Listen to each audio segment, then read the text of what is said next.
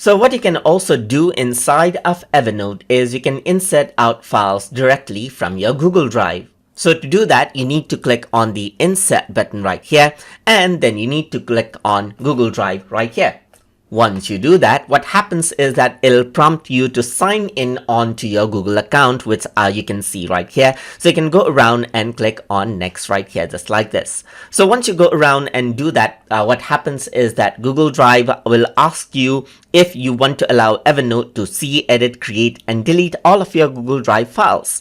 So I'm just going to go around and say allow right here, because Evernote is a safe software. And then what happens is that it just allows that permission. So let me just close this around over here and then go to insert. And once I go around over here, I'm going to go to Google Drive right here. And then now what happens is that your Google Drive account will open up inside of Evernote, where you can access the files from your Google Drive and insert it in your notes. So let's say I want to insert this file right here. So you can simply select it and click on select right here, and you can see that the link to the file right here has been opened up, and you can see that tututube.jpeg is here, and you can see that this is a Google Drive file right here.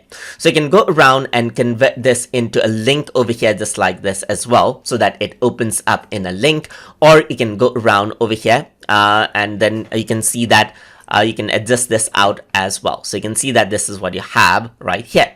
So let me just go around onto insert onto Google Drive right here, so that we can insert out some other object. Like let's say I'm going to upload out this little like link right here, and you can see that it inserts out the link to the Google Drive that sites right here.